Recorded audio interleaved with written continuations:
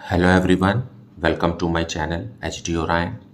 हम पढ़ रहे हैं accountancy for class 12 T S. Grewal की टेक्स्ट बुक से 2022 edition, book 3 analysis of financial statements, chapter 4 accounting ratios. और अकाउंटिंग रेशियोज के प्रॉफिटेबिलिटी रेशियोज में से आज हम पढ़ेंगे रिटर्न ऑन इन्वेस्टमेंट और return on capital employed ratio. So let us see the questions from the textbook. So return on investment या फिर return on capital employed ये profitability ratio है, and return on investment or return on capital employed shows the relationship of profit, that is profit before interest and tax with capital employed. So capital employed का कितना प्रतिशत profit company कमा रही है ये हम calculate करते हैं, और इसका फॉर्मूला है net profit before interest tax and dividend divided by capital employed multiplied by 100, और इसे हम परसेंटेज में एक्सप्रेस करते हैं। यहाँ इंटरेस्ट और डिविडेंड को इसलिए छोड़ दिया जाता है या नेट प्रॉफिट में शामिल नहीं किया जाता है, मतलब नेट प्रॉफिट से माइनस नहीं किया जाता है, क्योंकि ये नॉन ऑपरेटिंग कॉस्ट है और टैक्स जो होता है वो प्रॉफिट का ही हिस्सा है। सो हम इसके लिए टैक्स को भी डिडक्ट नहीं करते हैं और net profit before interest tax and dividend से ही हम रिटर्न ऑन इन्वेस्टमेंट कैलकुलेट करते हैं। सो it is expressed in percentage, और कैपिटल एम्प्लॉयड का कितना परसेंटेज हमें नेट प्रॉफिट हो रहा है इससे ये अंदाज़ा लगाया जाता है। सो let us understand the detail of this by solving questions. So question number 138, net profit before interest and tax is rupees 2,50,000, capital employed is rupees 10 lakh, and calculate return on investment. So solution 138, हमें return on investment calculate करना है। net profit before interest tax and dividend question में दिया हुआ है, dividend का जिक्र नहीं है, मतलब उसे जीरो समझिए आप, फाइन। और ये है रुपीज़ 2,50,000, और कैपिटल एम्प्लॉयड भी क्वेश्चन में लिखा हुआ है, दैट इज 10 लाख रुपीज़। 100 से मल्टीप्लाई करेंगे क्योंकि इसे हम परसेंटेज में एक्सप्रेस करते हैं, and it is how much 25%। मतलब कंपनी ने जितना भी कैपिटल एम्प्लॉय किया है उसका 25% रिटर्न ऑन इन्वेस्टमेंट है, मतलब इतना नेट प्रॉफिट जनरेट हो रहा है। Question number 139, net profit before interest and tax rupees 6 lakh, net fixed assets rupees 20 lakh, net working capital rupees 10 lakh, current assets rupees 11 lakh, calculate return on investment. Now इस question में हमें capital employed calculate करना होगा। Solution 139, and हमें capital employed calculate करना है। Capital employed के लिए हम बैलेंस शीट का सहारा ले सकते हैं, आप वैसे फॉर्मूला से भी कैपिटल एम्प्लॉयड कैलकुलेट कर सकते हैं, बट वो फॉर्मूला क्यों है इसको हम बैलेंस शीट की तरफ से भी समझ सकते हैं। Now net fixed assets is 20 lakh, so that is non current asset, that is 20 lakh, and current assets भी दिया हुआ है क्वेश्चन में, इट इज 11 लाख। तो टोटल एसेट्स आ गया 31 लाख का। जब टोटल एसेट्स 31 लाख का है तो टोटल लायबिलिटीज भी 31 लाख का ही होगा, फाइन। फिर क्वेश्चन में दिया हुआ है करंट लायबिलिटी हमें पता लगाना है, क्योंकि शेयर होल्डर्स फंड और नॉन करंट लायबिलिटीज को मिलाकर के ही कैपिटल एम्प्लॉयड बनता है। अगर हम करंट लायबिलिटी फिगर आउट कर लें तो 31 लाख में से करंट लायबिलिटी लेस कर देंगे तो हमें कैपिटल एम्प्लॉयड पता चल जाएगा। और वर्किंग कैपिटल दिया हुआ है, working capital is equal to current asset minus current liabilities. Working capital is how much, 10 lakh rupees. So 10 lakh is equal to current asset है 11 lakh minus current liabilities.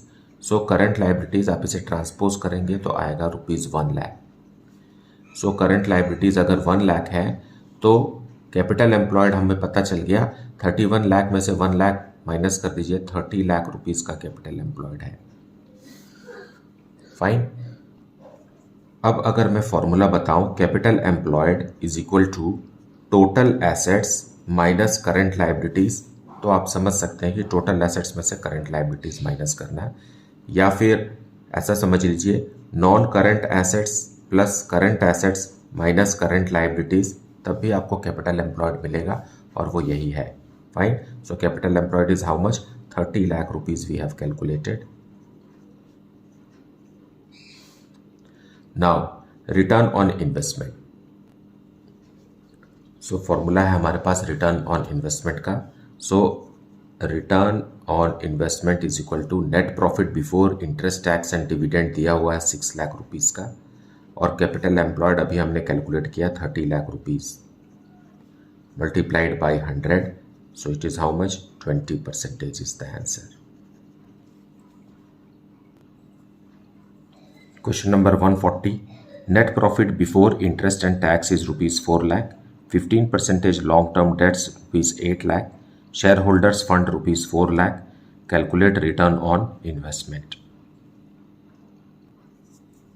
So solution 140 we will see. Question में दिया हुआ है net profit before interest tax and dividend दिया हुआ है rupees 4 lakh का, और कैपिटल एम्प्लॉयड में क्या आता है? कैपिटल एम्प्लॉयमेंट में आता है शेयर होल्डर्स फंड और नॉन करेंट लाइबिलिटीज, और ये दोनों ही अमाउंट क्वेश्चन में दिया हुआ है। और shareholders long term debts is rupees 8 lakh और share holders fund is rupees 4 lakh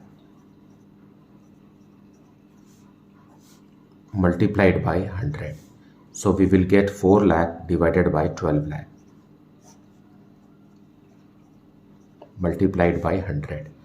percentage में इसे एक्सप्रेस करना है, सो ये आएगा 33.33%।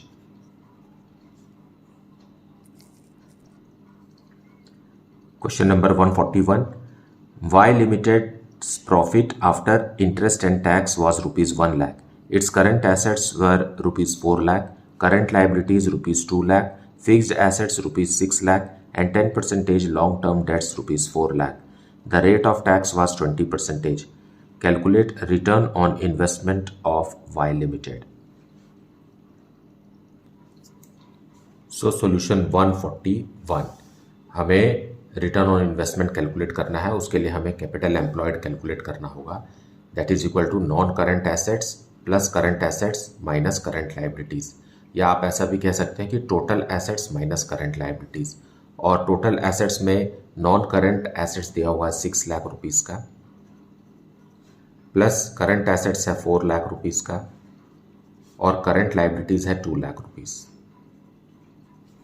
सो it is 8 lakh rupees is the capital employed. अब हम कैलकुलेट करेंगे net profit before interest tax and dividend. So net profit तो हमें दिया है, नेट प्रॉफिट, बट आफ्टर दिया हुआ है, आफ्टर टैक्स। नाउ इसका ऑर्डर होता है, सबसे आखिरी में टैक्स डिडक्ट होता, सबसे आखिरी में डिविडेंड डिडक्ट होता है, उसके बाद टैक्स डिडक्ट होता है, फिर इंटरेस्ट डिडक्ट होता है, ये एक ऑर्डर है। और यहाँ डिविडेंड के बारे में कोई भी जानकारी नहीं है, मतलब उसे आप इग्नोर कर दीजिए। Now net profit after tax is given rupees 1 lakh, हम इसमें टैक्स ऐड करेंगे, टैक्स कितना है? 20% है, और ये जो 1 लाख रुपीज़ है ये टैक्स कटने के बाद है, मतलब अगर टैक्स 20% है तो इसे 80% होना पड़ेगा। फाइन, मतलब नेट प्रॉफिट बिफोर टैक्स जो है उसे हमको 100 लेना पड़ेगा, इस पर टैक्स लगेगा, ना कि कटने के बाद वाले अमाउंट पर। सो कटने के पहले वाला अमाउंट 100% है और टैक्स उसमें से डिडक्ट हुआ 20%, तो बचा हुआ जो है आफ्टर टैक्स नेट प्रॉफिट जो है वो 80% हुआ। व्हेन 80% इज 1 लाख, सो हमें कैलकुलेट करना है 20% कितना होगा। So 1 lakh into 20 divided by 80, so it is how much? 25,000।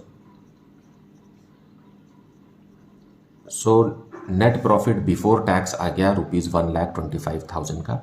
अब आप देखिए इसी का 20% कैलकुलेट करेंगे तो 25,000 आएगा, और माइनस करेंगे तो आफ्टर टैक्स 1 लाख रुपीज़ आएगा। फाइन। नाउ हमें इंटरेस्ट भी इसमें से डिडक्ट हो चुका है, क्योंकि टैक्स तो इंटरेस्ट के बाद में डिडक्ट होता है। तो पहले हमने टैक्स जोड़ा, अब हम इंटरेस्ट जोड़ेंगे। Interest on non current liabilities. So non current liabilities दिया हुआ है हाउ मच, 4 लाख का। यस, 4 लाख का दिया हुआ है और उस पर इंटरेस्ट रेट है 10%। सो 40,000 रुपीज़ हम इसमें और ऐड करेंगे। ऐड करने के बाद आ गया 1,65,000। Fine, this is our net profit before interest and tax.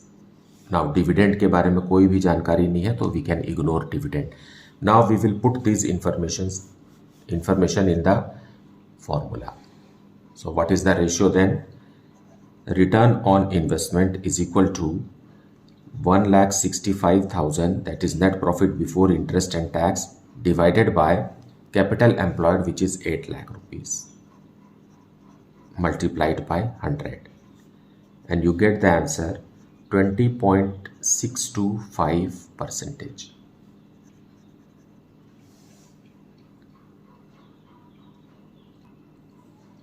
Now let us see question number 142. Calculate return on investment from the following details. Net profit after tax is rupees 6,50,000 and rate of income tax is 50%. 10% debentures of rupees 100 each, rupees 10 lakh. Fine, ये non current liability हो गया. And fixed assets at cost rupees 22,50,000. Accumulated depreciation on fixed assets up to date is 2,50,000 and current asset is rupees 12 lakh. Current liabilities is also given rupees 4 lakh. Very simple, very similar to the previous question. So let us see the solution.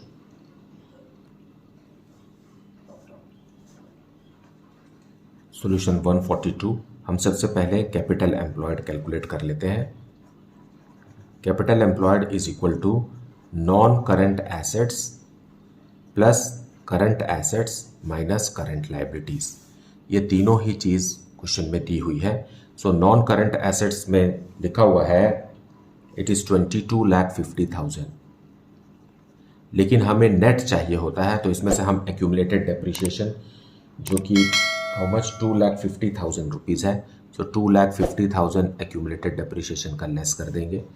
अब current assets है 12 लाख का, इसमें से less करेंगे हम current liabilities, and current liabilities is how much, yes 4 lakh.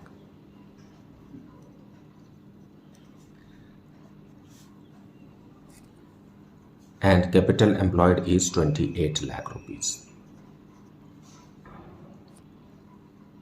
अब हम net profit before tax and interest निकालेंगे, इंटरेस्ट एंड टैक्स निकालेंगे, लेकिन हमें क्वेश्चन में दिया हुआ है net profit after tax.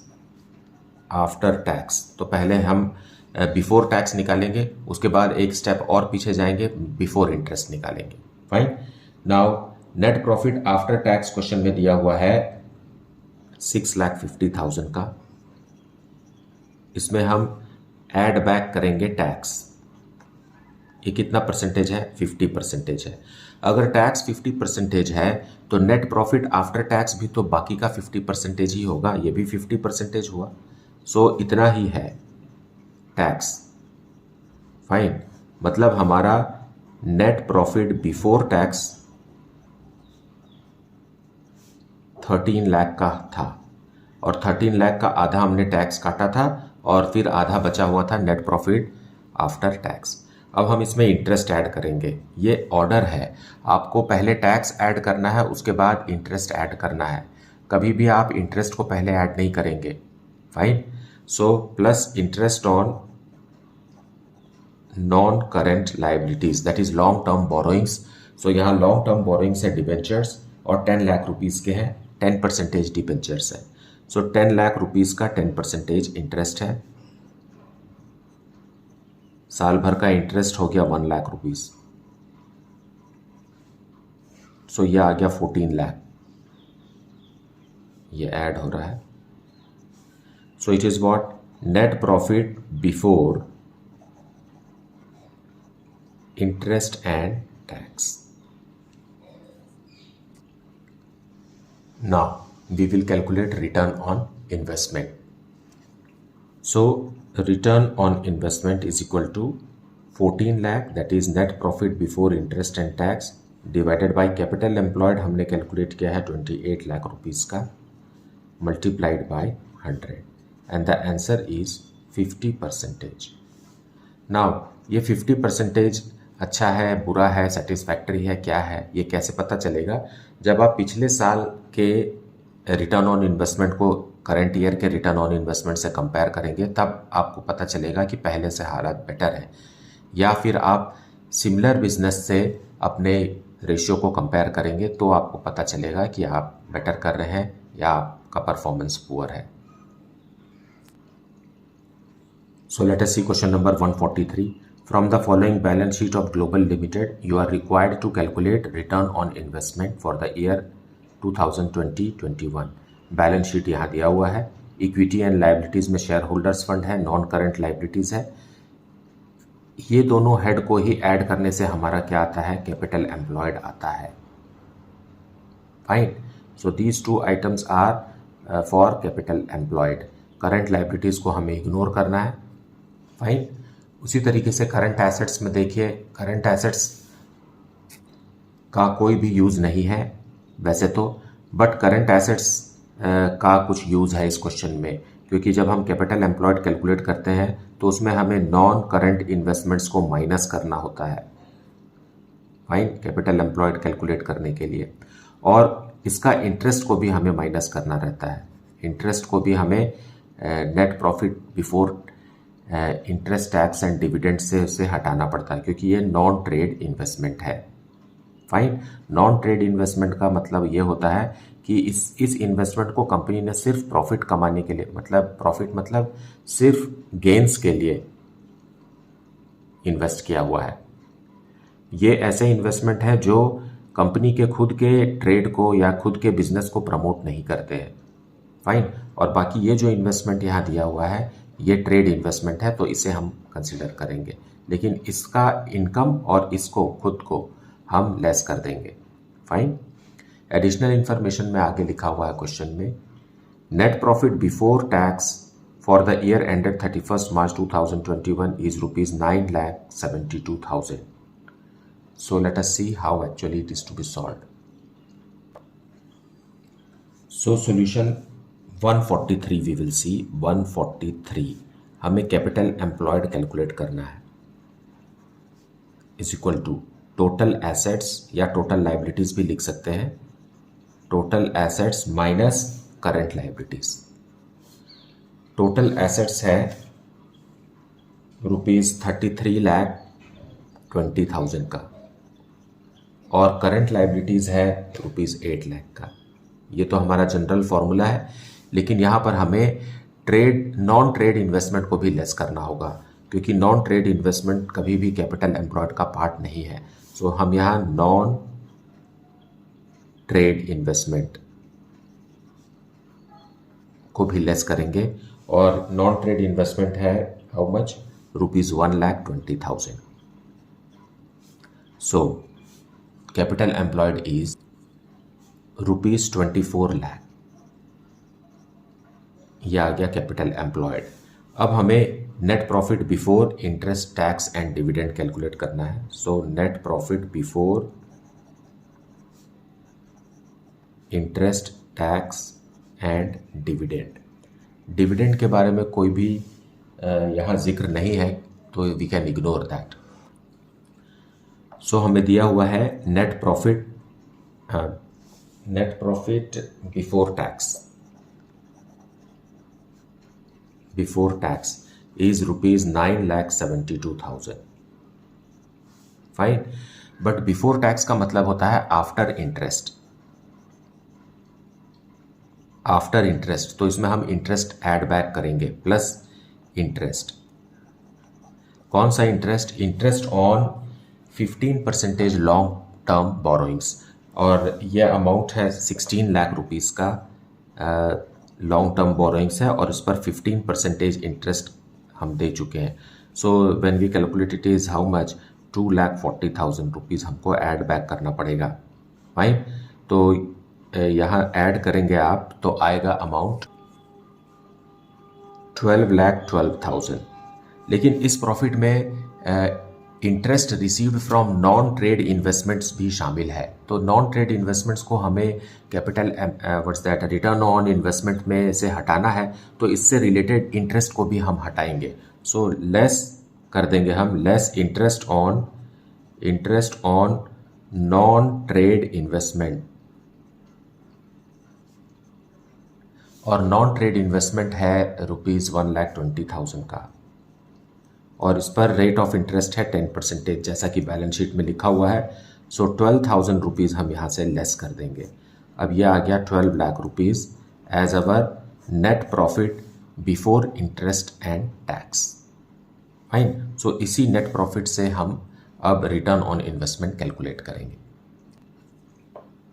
So return on investment is equal to net profit before interest and tax, that is 12 lakh rupees, divided by capital employed, which is 24 lakh rupees, multiplied by 100, and the answer is 50%.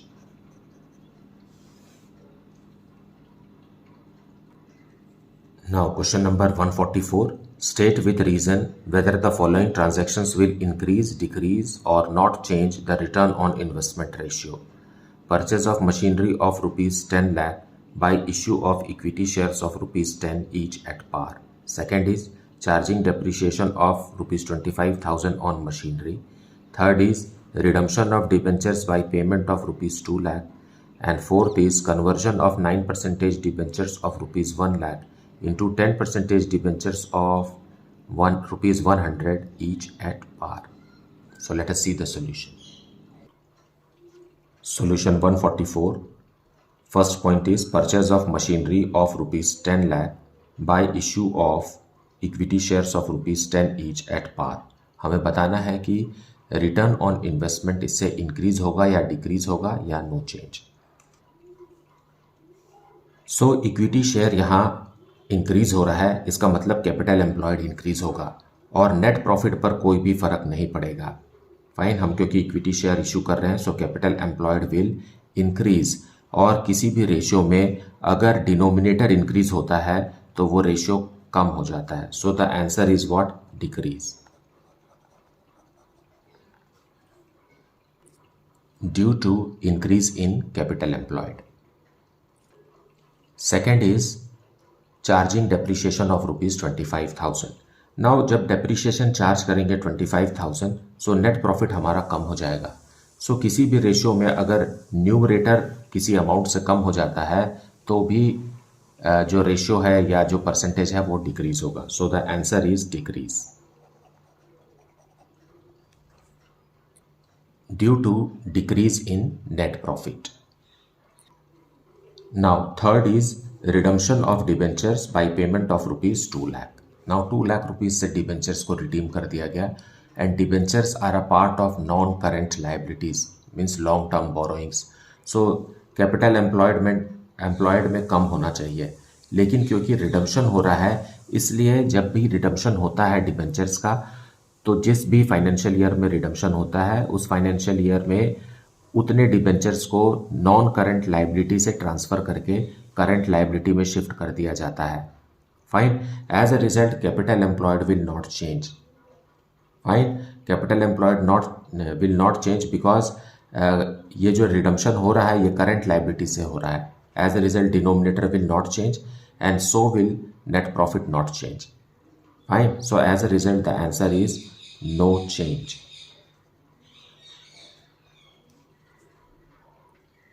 Due to no change in net profit and capital employed.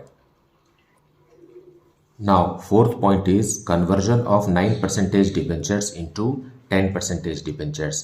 9% debentures को convert करके 10% debentures बना दिए हैं और debentures जो है वो capital employed का हिस्सा है, that is non current liabilities, मतलब long term borrowings है, और एक long term borrowings को convert करके दूसरा long term borrowings बनाया गया है, amount दोनों का same है। फाइन। यहाँ ये 1 लाख रुपीज़ का है तो ये भी 1 लाख रुपीज़ का है। As a result capital employed will not change. Fine.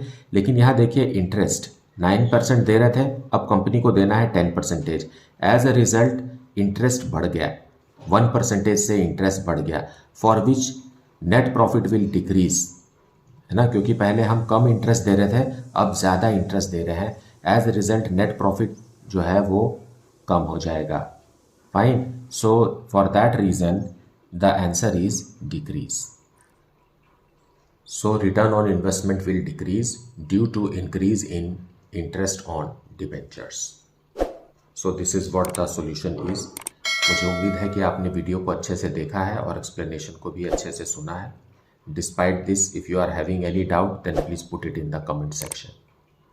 Thank you so much for liking, subscribing and sharing this channel. And if you have not yet, then please do like it, subscribe it and share it with your friends. Thank you so much for watching this video.